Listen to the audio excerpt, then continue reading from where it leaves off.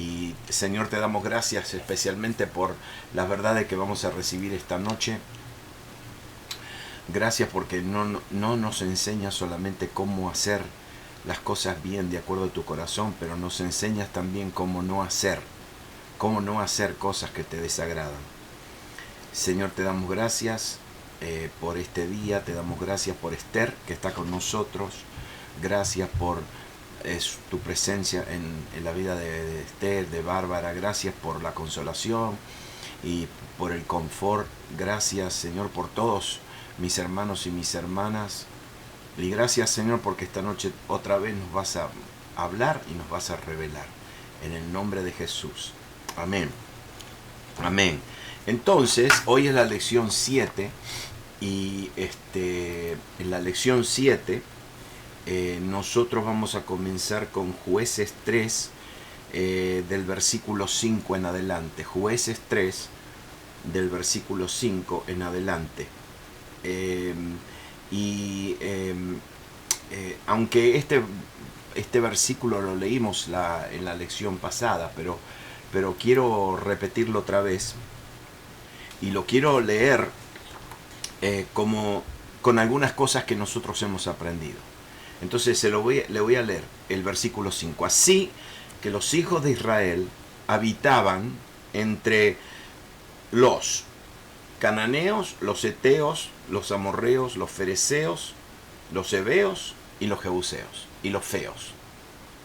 Feos también. Entonces, ahora le voy a leer entonces esta palabrita, le voy a definir esta palabrita entre. Así los hijos de Israel habitaban entre.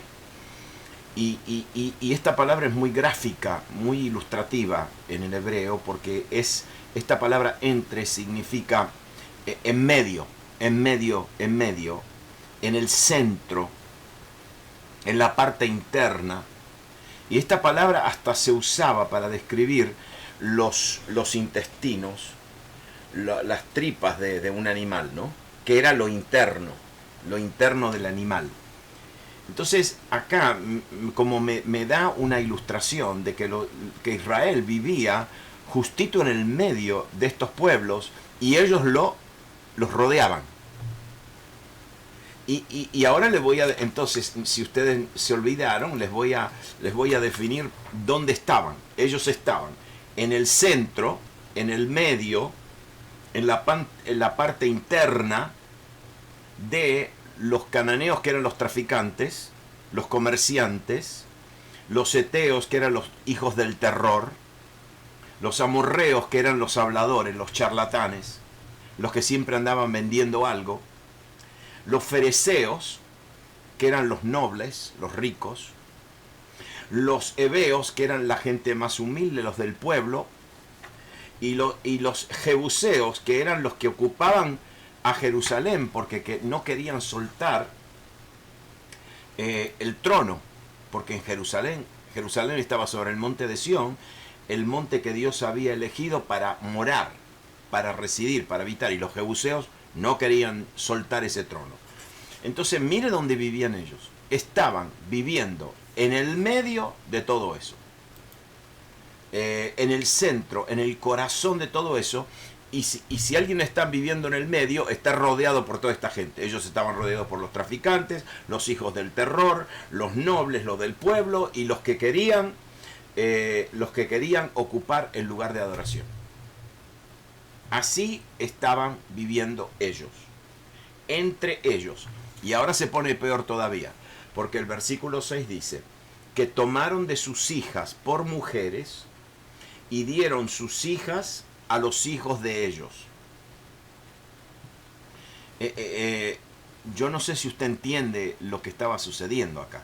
Ellos estaban tomando mujeres de los cananeos, de los heteos, de los amorreos, de los fereceos, de los heveos, de toda esta gente. Estaban casándose con las mujeres de este pueblo.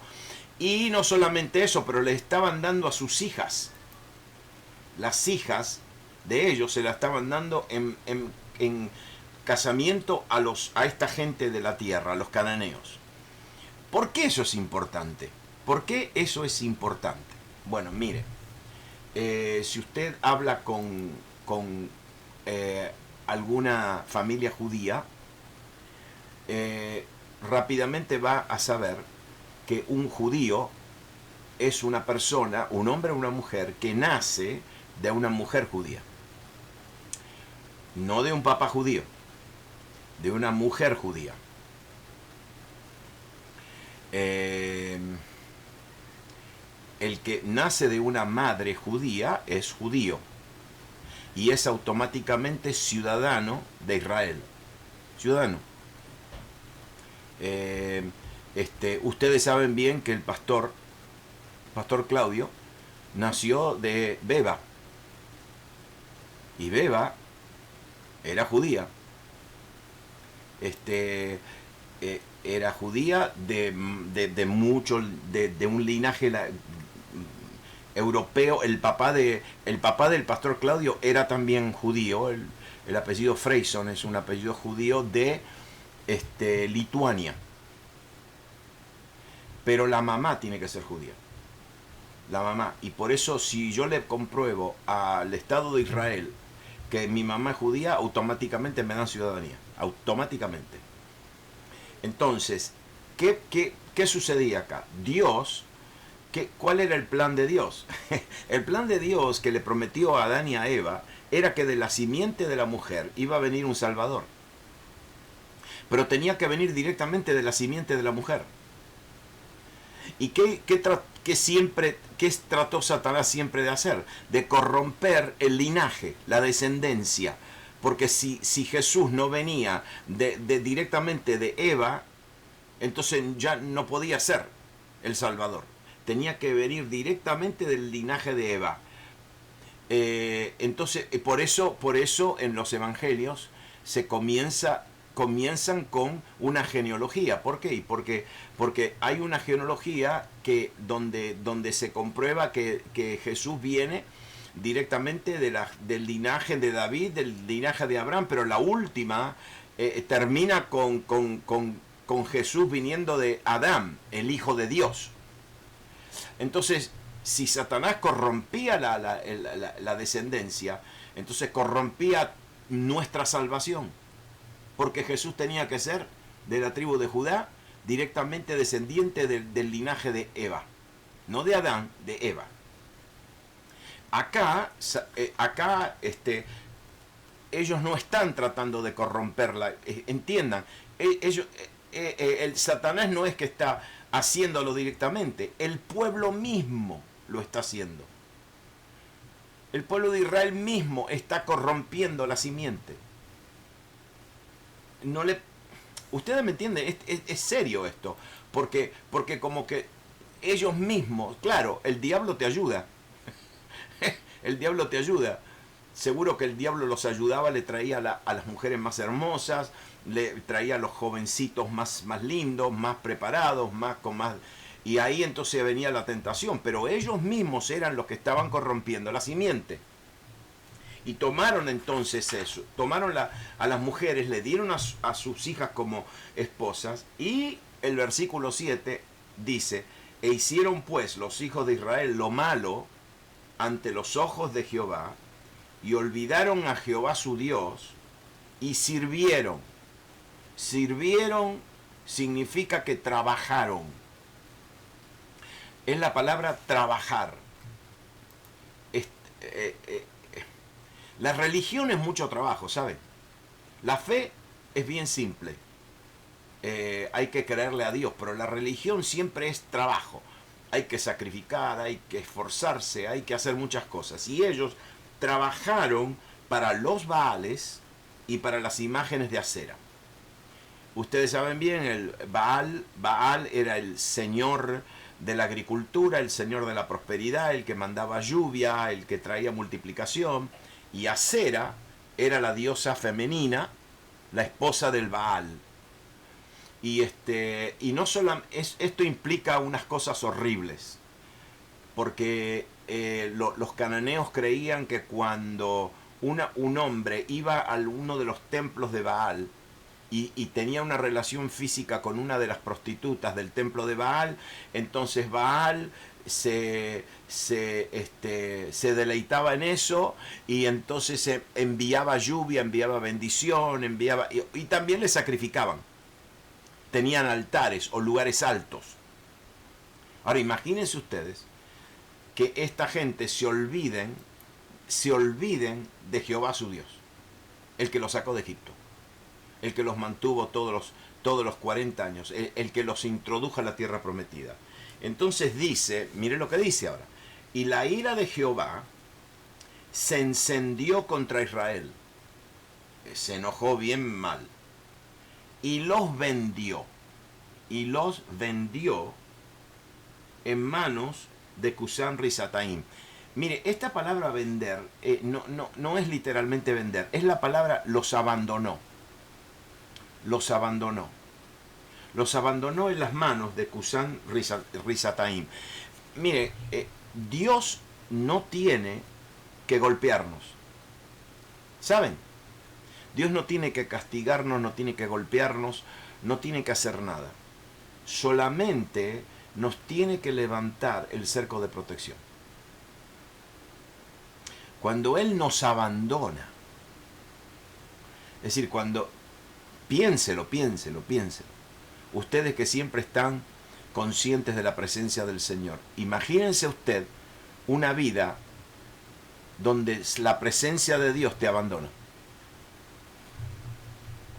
Yo no pudiera vivir 5 minutos. Si al momento que siento que la presencia de Dios me abandonó, yo hago lo que sea.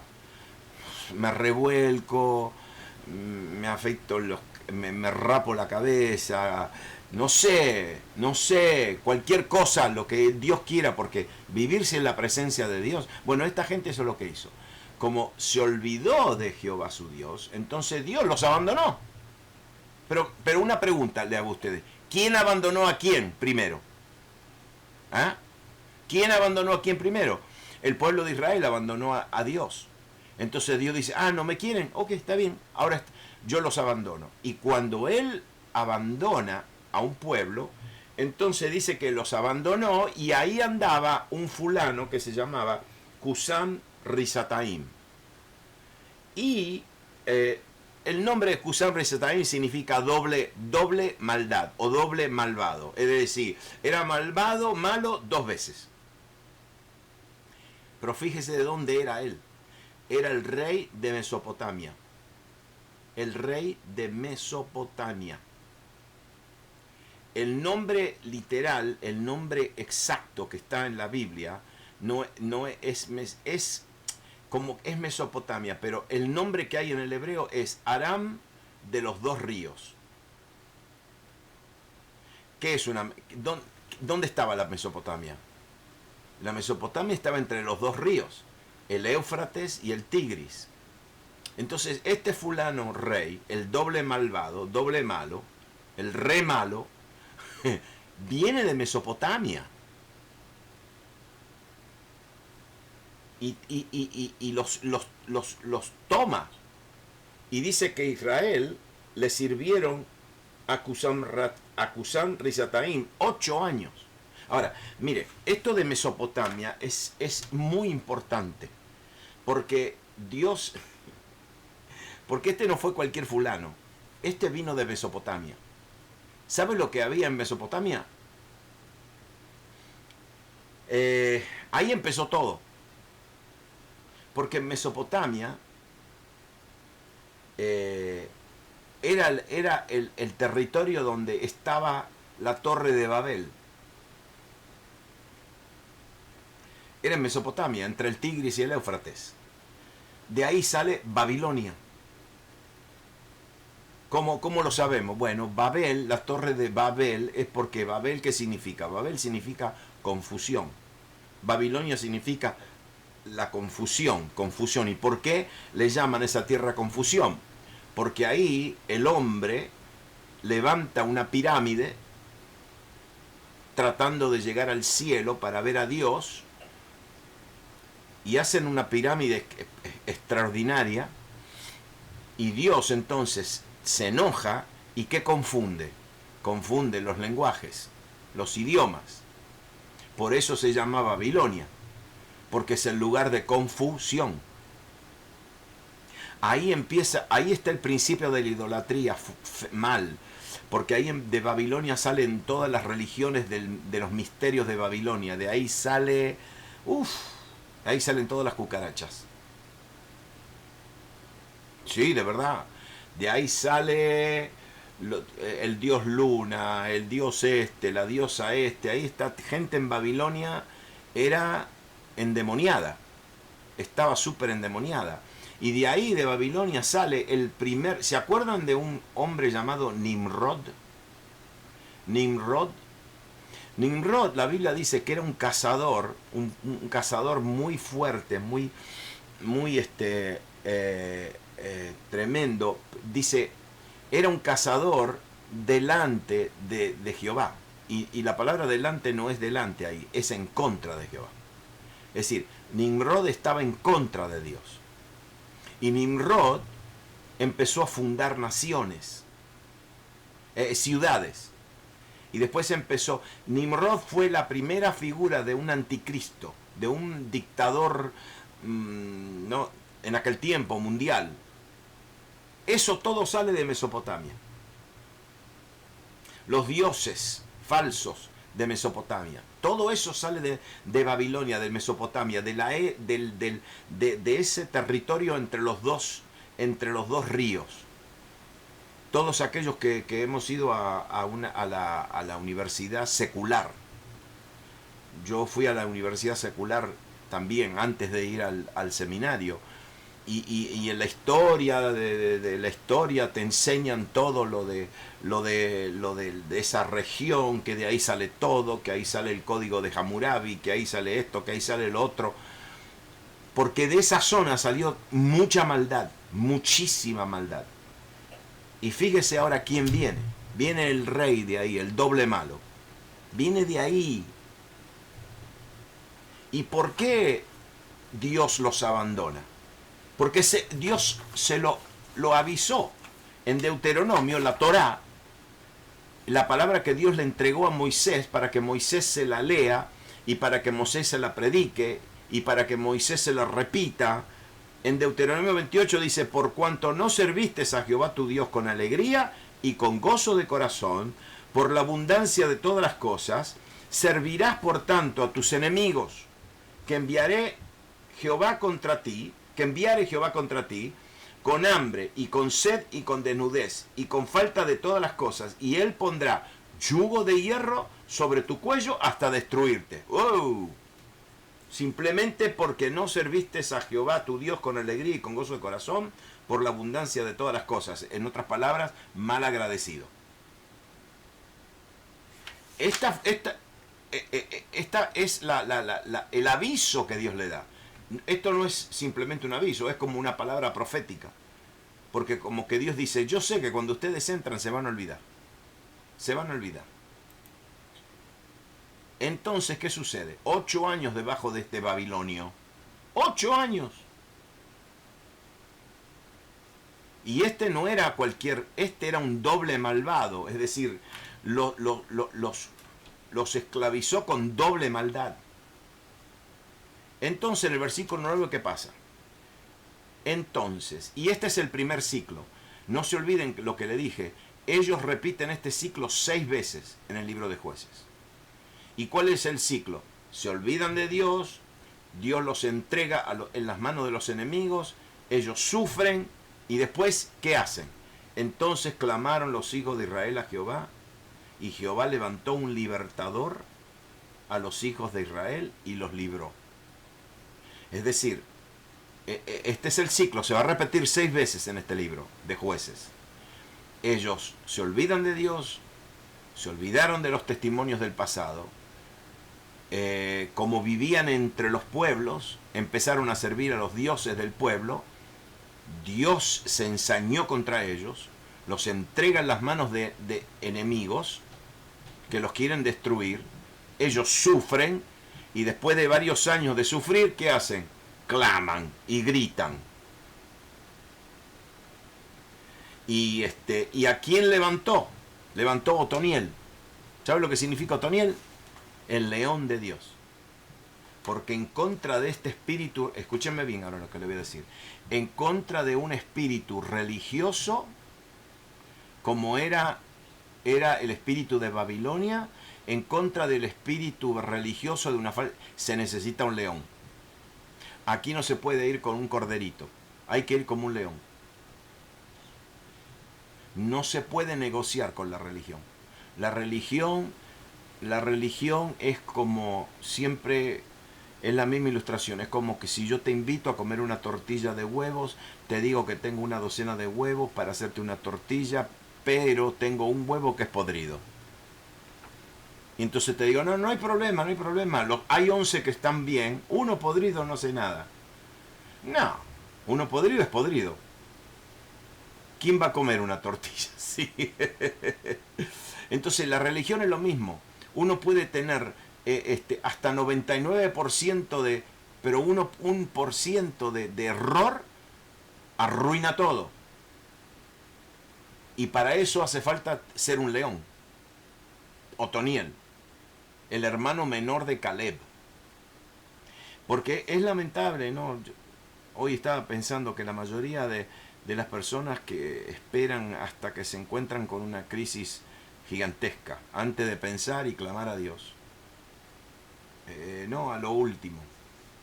Nosotros vemos a personas que vienen a la iglesia y vienen después se desaparecen 6 meses o se desaparecen un año y después se aparecen, ¿no? Y entonces uno le pregunta, ¿y qué tal? No, que he tenido problemas y necesito ayuda. Ok, vengan, vamos a ayudarlos. Pero qué triste, como que uno le dice, pero ¿por qué te fuiste? ¿Por qué te metiste en problemas? Y los israelitas en los días de los jueces eran así también. Pero, Dios siempre nos escucha y Dios siempre responde las oraciones de ese momento. Dios nunca nos va a decir, ahora me venís a pedir, ahora después de, ahora te olvidaste, pero ahora... No. Dios nunca nos va a decir eso. Nunca. Dios le proveyó un libertador para que actúe en esa crisis. Esa palabra libertador es interesante. Esa palabra libertador es la palabra Yasha. Salvador, libertador, victorioso. Pero espérate. Yasha significa salvación. Salvador, libertador, victorioso. Yasha. Y entonces agréguele a esa palabra el nombre de Jehová. Yah. Ustedes se fijaron que en el Antiguo Testamento algunas veces el nombre de Jehová ¿no? Es el nombre J-A-H, Yah. Bueno, entonces si ustedes unen Yasha con Yah, ¿sabe qué le sale? Yeshua. Jehová es mi salvación. Esta palabra Yasha es como un anticipo de la salvación que iba a traer el último Salvador y el completo Salvador. Yasha, Yeshua, ¿no? Pero a mí me gustó esto, porque no solamente Yasha significa Salvador, no significa simplemente libertador, pero significa victorioso, porque el Salvador donde se mete siempre vence. Siempre vence. Entonces, aquí se levanta el primer juez, el primer libertador. Es pariente de Caleb, viene de una familia destacada. ¿Se acuerdan de Otoniel, que se casó con la hija de Caleb? ¿Se acuerdan? Que fue el que entró y tomó la ciudad, ¿no? El león tomó la ciudad. Y Caleb dice, el que toma esta ciudad, la ciudad de Hebrón, yo le doy a mi hija. Y Otoniel dijo, se metió el león, se quedó con la ciudad, se quedó con la hija de Caleb como esposa, y después Caleb le dio una herencia. Dios le dio lo que necesitaba. ¿Sabe lo único que le necesitaba, Otoniel? Mire lo que necesitaba. El versículo 10. Y el Espíritu de Jehová vino sobre él. El Espíritu de Jehová vino sobre él. No se olviden que en el Antiguo Testamento el Espíritu de Dios venía sobre la gente. ¿Sí? No podía entrar, no podía estar en ellos, como en nosotros. Venía sobre ellos, los usaba y después esperaba hasta la próxima oportunidad para usarlos. Pero mire ahora cómo lo usó. Dice, y el Espíritu de Jehová vino sobre él y juzgó a Israel. A mí me encantó eso. Porque dije, ¿cómo que juzgó a Israel? No. Aquí dice, la palabra juzgar ahí es la palabra ejecutó juicio. Ejecutó venganza. Venganza. Es decir, el Espíritu de Dios vino sobre él y ejecutó venganza. Hizo juicio. Le hizo juicio a Israel. ¿Por qué? Porque eran 8 años de esclavitud que habían experimentado. Y entonces dice que él juzgó a Israel, ejecutó juicio, ejecutó venganza a Israel, salió a la batalla y Jehová le entregó en su mano a Cusán Risataim, rey de Siria, y prevaleció su mano contra Cusán Risataim. Es decir, el Espíritu de Jehová lo acompañaba, venía, caía sobre él, lo capacitó para juzgar. Y mire lo que sucede cuando el pueblo clama. Lo libertó de sus enemigos y al final dice que trajo paz y reposo a la nación durante 40 años. Y reposó la tierra 40 años y murió Otoniel, hijo de Cenaz. Claro, prepárense porque esto se va a repetir otra vez. Este es el primer ciclo. Todavía quedan 5. ¿Y qué sucede? En el primer ciclo viene Cusán Risataim, 8 años, ellos claman, Dios levanta a un salvador, a un libertador, a un victorioso, le entrega al enemigo en sus manos 40 años. Ahora viene el segundo. ¿Y qué dice el versículo 12? Y volvieron los hijos de Israel a hacer lo malo ante los ojos de Jehová. Espérese. ¿Por qué dice volvieron? ¿Sabe por qué dice volvieron? Porque hicieron lo mismo que antes. Es decir, volvieron a repetir el mismo cuento. Y volvieron. ¿Y qué volvieron a hacer? Volvieron a servir a los Baales y a Acera. Y entonces, ¿qué pasa? Dice acá que Jehová fortaleció a Eglón, rey de Moab. Espere que le cuente esto de Eglón. Ay. Eglón, qué nombre. Eglón significa como un buey. Sí, no, era grueso, dice que era grueso. Bueno, la Reina Valeria dice grueso. Bueno, ahora fíjese, espere, porque todos los nombres en el Antiguo Testamento tienen significado. ¿Está bien? Hay que fijarse en todos los nombres. ¿Por qué? Porque era como un buey, ¿sí? Seguro que de chiquito nació grandote, y le pusieron como un toro. Sí, ahora, él era el rey de Moab. ¿Ustedes se acuerdan qué significa en hebreo Abba? ¿Qué significa Abba? Padre, papá. Okay. Ab significa papá. Entonces, Moab significa como su padre. Moab significa como su papá. Entonces los moabitas, fíjese cómo los moabitas eran como el padre. Eran todos como Moab. ¿Y quién es Moab? Moab, ay Señor mío. Moab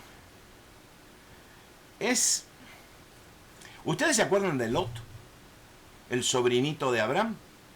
Ok. Él se fue con Abraham, salió de su tierra, de su parentela, lo siguió Abraham. Pero Abraham llegó un momento en que Dios le dijo, te tenés que separar de este fulano, de Lot. Y se separaron. Entonces, ¿sabe quién se acuerda para dónde se fue Lot? ¿Sabe para dónde se fue? Para un lugar que se llama Sodoma y Gomorra. No se metió dentro de la ciudad, estaba fuerita de la ciudad, pero tarde o temprano se metió adentro. Lot. ¿Y qué sucedió? Lo que sucedió es que Dios, ¿qué hizo con Sodoma? La destruyó. La totalmente destruyó. Pero Lot, ¿qué hace? Sale con su mujer y con sus hijas. Entonces, ¿qué sucede? Ustedes se acuerdan de la mujer de Lot. Se da vuelta para mirar y se queda como una estatua de sal. Y Lot sale de toda esa experiencia con sus dos hijas. ¿Qué pasa? A la hija mayor, se le ocurre una idea. Se le ocurre, ellos se pensaron que Dios había destruido todo, que no quedaba nadie. Entonces la hija mayor dice, lo emborracha a Lot, lo emborracha, y queda embarazada de su papá. Y el niño que nace se llama Moab. Moab es fruto de una relación de incesto entre la hija de Lot y Lot. Pero ahí no se terminó, cuidado, porque la hija menor también hace lo mismo. Y tiene otro varoncito, ¿y sabe cómo se llama? Amón. Los moabitas y los amonitas. Los dos enemigos de Israel. Miren lo que produce el pecado. Miren lo que sale del linaje de Lot. Salen dos naciones que siempre odiaron a Israel. ¿No? Entonces, este hombre, Eglón, era como su padre. ¿Y quién era su padre? Moab. Y entonces, ¿qué pasa? Los hijos de Israel ahora son atacados no solamente por Moab, pero Eglón se junta con los primos. Eglón se junta, dice, y este se juntó consigo, se juntó a los hijos de Amón, es decir, se fue a buscar a los primos. Y Amalek era el directo descendiente de Esaú. Y vino e hirió a Israel y tomó la ciudad de las palmeras. Tomó la ciudad de Jericó. Le voy a decir a quién representa Eglón. ¿Sí? Como dijo Totó, Eglón era gordo. Tenía una casa de verano y le gustaba descansar. Tenía una terraza y le gustaba dormir.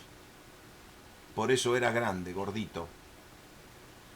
Y Eglón es el símbolo del conformismo. De un espíritu de conformismo. ¿Por qué? Porque viene de Lot. Lot se conformó con estar en la tierra, después entró a Sodoma, se conformó con el pecado de los de Sodoma. Tenían un espíritu de conformismo. Y por eso Eglón ahí estaba sentado como un toro, pero no hacía nada.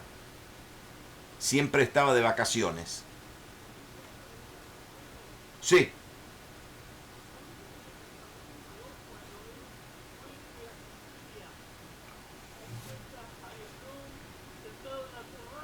Oh, a Don Chicho. Bueno, ahí le hace lo mismo que en la Biblia.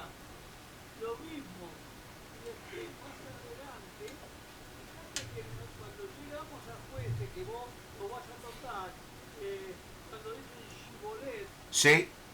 después te voy a explicar cómo nace la mafia. No, espera. Ahora no. Esa la quiero escuchar. Bueno, Don Chicho en la terraza. Don Chicho le dice, Cristo es pistía.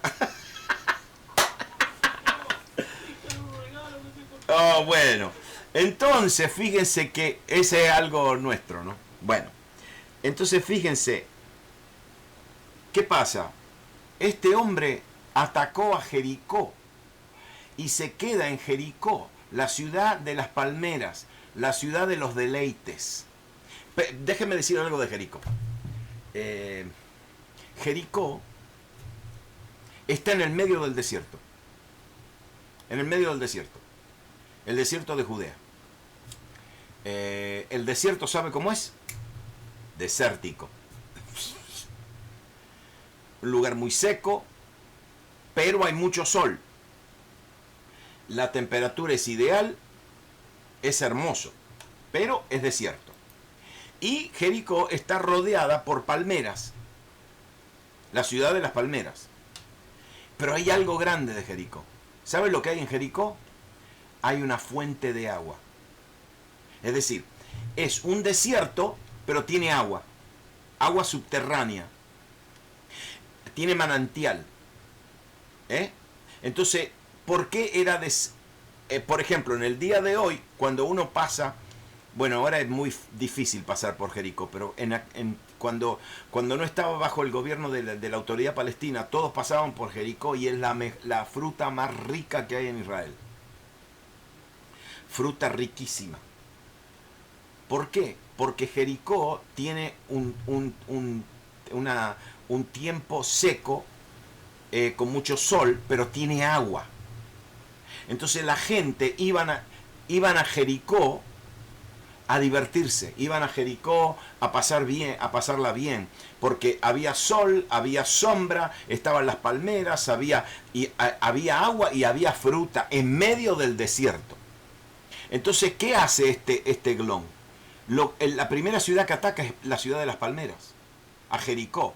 ¿Y qué hace? De Jericó domina todo el territorio de Jericó.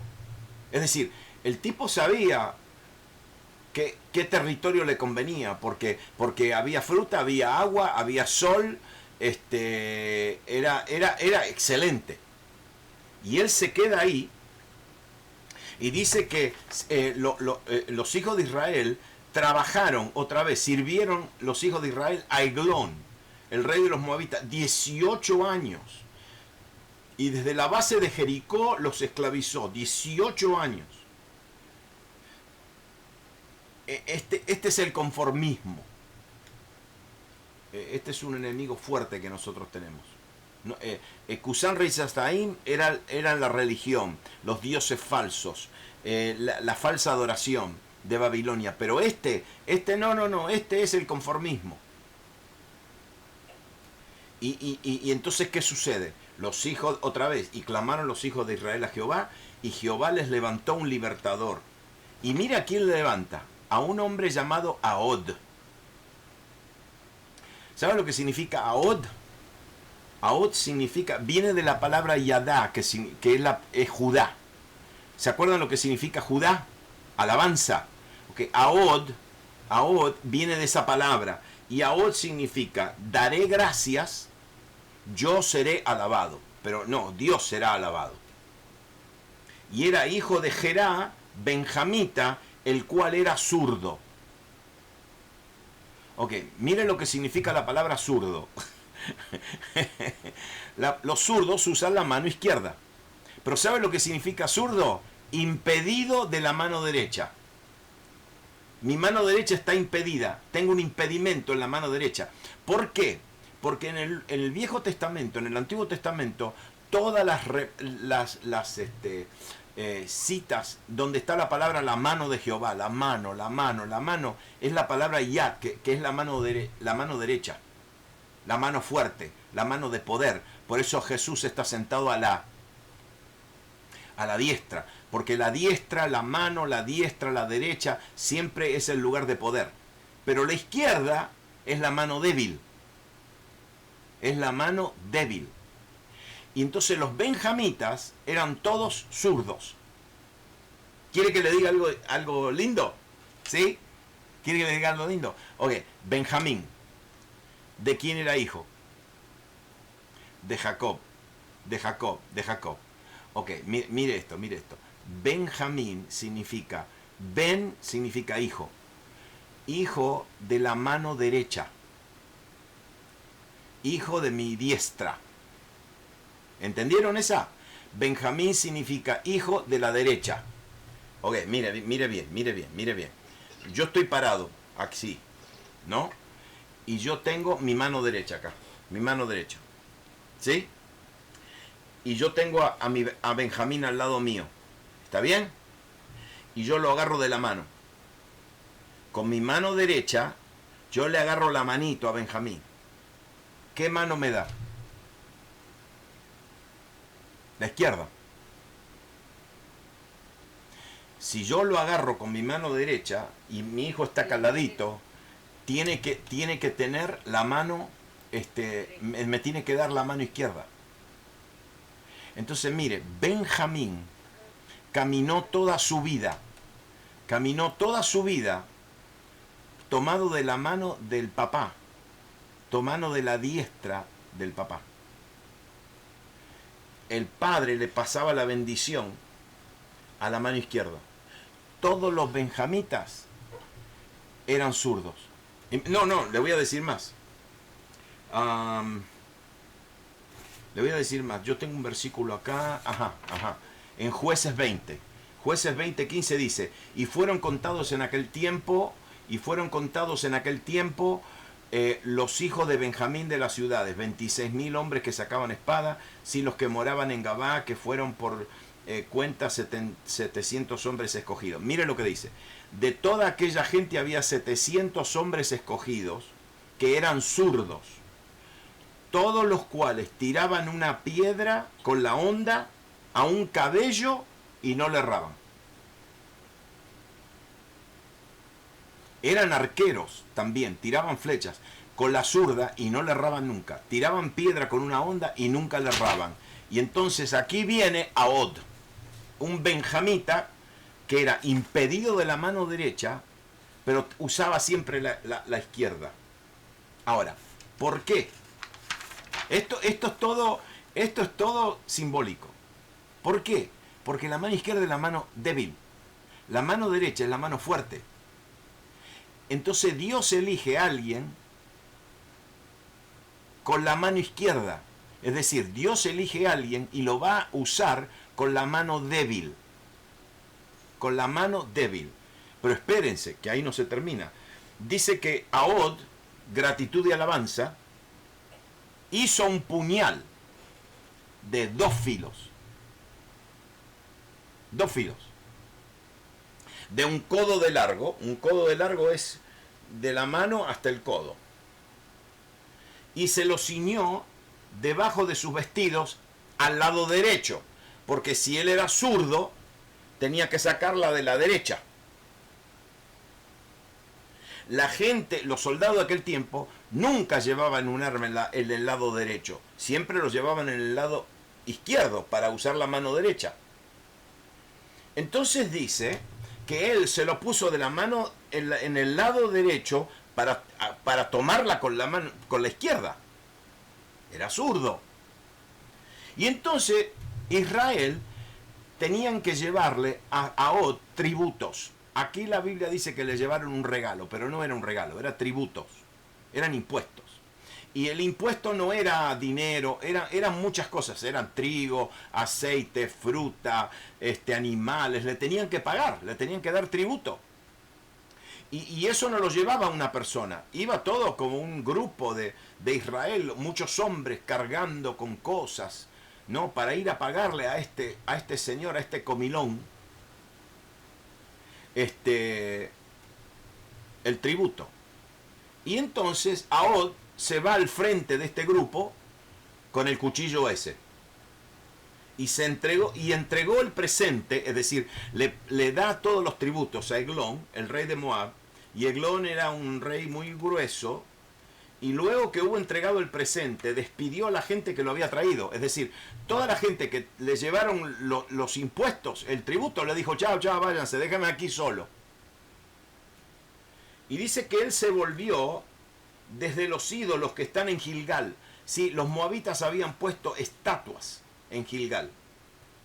Y dijo, le dice al rey, Eglón, tengo una palabra secreta que decirte. Entonces el rey le dijo, shh, cállate, no se lo diga a nadie. Y salieron de delante de él todos los que estaban con Eglón, lo dejaron solo. Y mire lo que le dice a Od a este rey. Y se le acercó a Od, estando él sentado solo en su sala de verano. Ahí está, ahí estaba. Y a Od le dijo, tengo una palabra de Dios. Ok, fíjese bien, él no usó no dijo tengo una palabra de Jehová, porque Od era un pagano. Le dijo, yo tengo una palabra de Dios, el nombre genérico de Dios. Entonces dice que él se levantó de la silla y a Od le entrega el mensaje. ¿Qué mensaje? Le saca la espada de 2 filos, la palabra. ¿No? ¿Qué le dijo? Tengo una palabra de Dios, ¿no? Qué casualidad que son las ilustraciones exactas. Él tiene una espada de 2 filos, le dice que tiene una palabra de parte de Dios y cuando se le acerca le entrega el mensaje. La palabra de Dios, la espada de 2 filos. ¿Y qué sucede? Aquel no se está esperando una espada, pero saca la espada del lado derecho, un lugar donde ni él no se esperaba, y dice que alargó a Od su mano izquierda, tomó el puñal de su lado derecho y se lo metió en el vientre. Y de tal manera que la empuñadura entró también tras la hoja, es decir, le clavó la espada con la hoja, con toda la empuñadura, todo entero, y la bordura cubrió la hoja, porque no sacó el puñal de su vientre y salió el estiércol. Sí, claro, le clavó eso y se lo habrá clavado al intestino grueso y ahí salió todo lo que tenía que salir. Aleluya. Y salió a Od al corredor. No, imagínese, este hombre comía todo el día. Imagínese lo que tenía en el intestino grueso. Y salió a Od al corredor y cerró tras sí las puertas de la sala y las aseguró con un cerrojo. Es decir, lo mató, se quedó se aseguró que estaba muerto, después sale, le cierra la puerta y se escapa. Cuando hubo salido, entonces vienen los siervos del rey, los cuales viendo las puertas de la sala cerrada dijeron, sin duda él cubre sus pies en la sala de verano. Eso de cubrir los pies era una expresión de como ir al baño, hacer su necesidad, ¿no? Entonces dice, no, está en el baño, déjenlo tranquilo, no lo molesten. Y habiendo esperado hasta estar confusos, porque él no abría la puerta de la sala, tomaron la llave, abrieron, y aquí que su señor estaba caído en tierra muerto. Mas entre tanto que ellos se detuvieron, Od se escapó, y pasando los ídolos, ¿se acuerdan lo que le dije? Que en Gilgal había estatuas. Pasando los ídolos, se puso en salvo en Seirat, y cuando había entrado tocó el cuerno, tocó el shofar, en el monte de Efraín, y los hijos de Israel descendieron con él del monte, y él iba delante de ellos. Entonces él le dijo, seguidme, porque Jehová ha entregado a vuestros enemigos los moabitas en vuestras manos. Y descendieron en pos de él, tomaron los vados del Jordán a Moab, y no dejaron pasar a ninguno. Y en aquel tiempo mataron de los moabitas como 10.000 hombres, todos valientes y hombres de guerra, no escapó ninguno. Espérese. Cuando la Biblia dice que estos moabitas eran hombres de guerra y hombres valientes, cuidado, porque este era Od con un grupo de israelitas que solamente sabían pelear con espada, con arcos, con flechas, con jabalina. Los moabitas tenían carros cerrados, tenían armas sofisticadas. Entonces por eso él le dijo, no tengan miedo, Jehová los entregó en sus manos. Sí, absolutamente, tenía que ser Jehová. Y así fue subyugado Moab aquel día bajo la mano de Israel, y reposó la tierra 80 años. Este es el segundo ciclo, que se va a repetir otra vez. Se va a repetir 4 veces más. Y qué triste, ¿no? Es decir, estas son las lecciones. El primer enemigo que Israel encontró, que lo esclavizó, fue la religión, la falsa religión, la religión de Babilonia. El segundo fue el conformismo. El conformismo. Ahora vamos a ver el tercero, el cuarto, el quinto y el sexto. Porque de esto vamos a aprender. Amén. Vamos a orar. Padre, te damos gracias porque de tu palabra recibimos pan, recibimos alimento, recibimos agua, recibimos instrucción, recibimos conocimiento y recibimos sabiduría. Ahora, Señor, sí, eso es lo que te pedimos. Te pedimos que nos des sabiduría para saber aplicar estos principios en nuestras vidas, en el nombre de Jesús. Amén. Y amén.